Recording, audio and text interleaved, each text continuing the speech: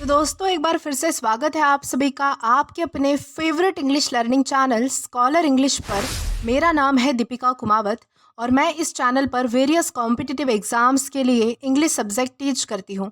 तो बेसिकली आज के इस वीडियो में हम एक बहुत ही शानदार और इंटरेस्टिंग फिगर ऑफ स्पीच को डिस्कस करने वाले हैं जिसका नाम है पैथेटिक फैलेसी। तो आइए समझते हैं कि ये पैथेटिक फैलेसी यानी क्या होता है और किस तरह से राइटिंग्स में इसका यूज़ किया जाता है।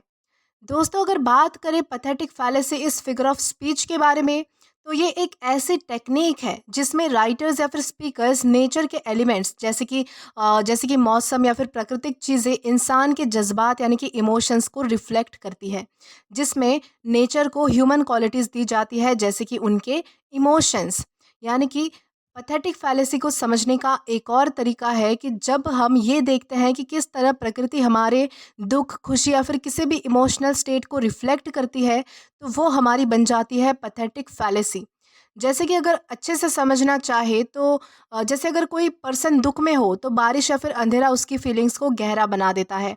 या आपने बहुत सारे शोज़ में या फिर मूवीज़ में देखा होगा कि जब हमारा लीडिंग कैरेक्टर यानी कि मेन कैरेक्टर किसी दुख में होता है या फिर प्रॉब्लम में होता है, तो उससे जो है वो उस इमोशनल स्टेट को दिखाने के लिए नेचुरल एलिमेंट इस तरह से यूज़ किए जाते हैं कि वो भी जो है वो उसके स्टेट को डिफाइन कर सके यानी कि उसकी अवस्था को दिखा सके।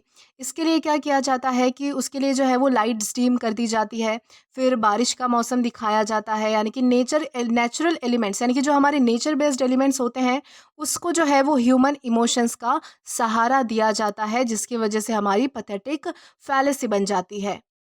वैसे ही अगर इसके अपोजिट देखें तो जब कोई खुशी का सीन होता है तब जो है वो चमचमाती धूप या फिर खिलती हुई सुबह या फिर यानी कि बहुत सारी चीज़ें ऐसी जो नेचुरल एलिमेंट्स होते हैं यानी कि पत्तों का हिलना, सरसराहट करना या फिर चमचमाती हुई धूप, बिल्कुल खिलती हुई सुबह जो होती है वो हमारी खुशी के मूड को दर्शाती है। दोस्तों मूवीज़ में भी ये टेक्निक जो है वो काफ़ी इस्तेमाल होती है। जैसे एक सीन में आप देख सकते हैं कि जब एक कैरेक्टर का दिल टूटता है तो बारिश शुरू हो जाती है। ये हमारे दिमाग में ये फीलिंग दिलाती है कि नेचर भी उस मोमेंट में उसकी इमोशनल स्टेट को हमें समझा रहा है। यानी कि सिंपल वे में ये समझिए कि जब भी कोई नेचर का एलिमेंट जो है वो ह्यूमन क्वालिटीज़ को दिखाने लगता है, तो वो हमारा बन जाता है पैथेटिक फैलेसी। यानी कि जब भी ह्यूमन इमोशंस जो है वो नेचर को दिए जाते हैं तो वो क्या हो जाएगा, हमारा पैथेटिक फैलेसी हो जाएगा। अब इसे और भी अच्छे से समझने के लिए हम जो है वो कुछ एग्जाम्पल्स डिस्कस करेंगे, जिससे आपको जो है वो पैथेटिक फैलेसी से लेकर कोई भी कन्फ्यूजन नहीं रहेगा और आप इसे अच्छे से समझ पाओगे।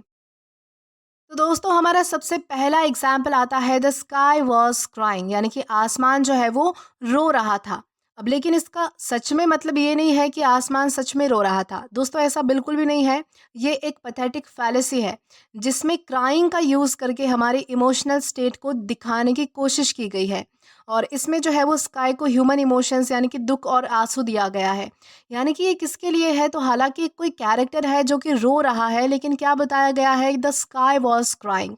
यानी कि उस कैरेक्टर के ज़रिए जो है वो नेचुरल एलिमेंट जो हमारे होते हैं यानी कि नेचर से रिलेटेड जो एलिमेंट होते हैं उन्हें जो है वो यहाँ पर डिपिक्ट किया गया है। और उन्हें ऐसा दिखाया गया है कि हमारा नेचर रो रहा है, यानी कि नेचर का किसी भी एलिमेंट को जो है वो नेचर के किसी भी एलिमेंट को यहाँ पर जो है वो उस तरह से ह्यूमन इमोशंस देने की कोशिश की गई है। तो दोस्तों इस तरह से हम जो है वो पैथेटिक फैलेसी को पहचान सकते हैं।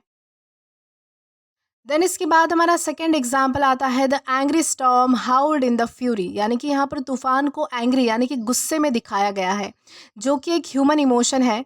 इससे हम समझ सकते हैं कि नेचर की कंडीशन इंसान के मूड या फिर सिचुएशन को यहाँ पर रिफ्लेक्ट कर रही है।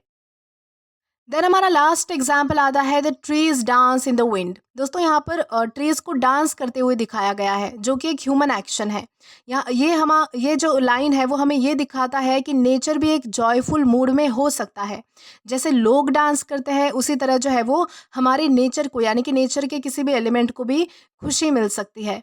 तो इस तरह से जो है वो पैथेटिक फैलेसी को थ्रू आउट द समझा जा सकता है। दोस्तों आई थिंक आपको पैथेटिक फैलेसी यानी क्या होता है ये अच्छे से समझ आया होगा, और आशा करती हूँ कि आपको आज का ये वीडियो अच्छे से समझ आया हो और पसंद भी आया हो। दोस्तों अगर आपने अभी तक हमारा टेलीग्राम चैनल ज्वाइन नहीं किया है तो टेलीग्राम पर English with Deepika Kumawat search करके या फिर डिस्क्रिप्शन में दिए गए लिंक के थ्रू डायरेक्ट आप हमारा टेलीग्राम चैनल ज्वाइन कर सकते हैं। ताकि आप कभी भी किसी भी नए आने वाले वीडियो से रिलेटेड कोई भी अपडेट्स मिस ना करें। और दोस्तों, अगर आपको आज का ये वीडियो पसंद आया है या फिर हेल्पफुल लगा है तो do like this video, subscribe the channel and share as much as you can.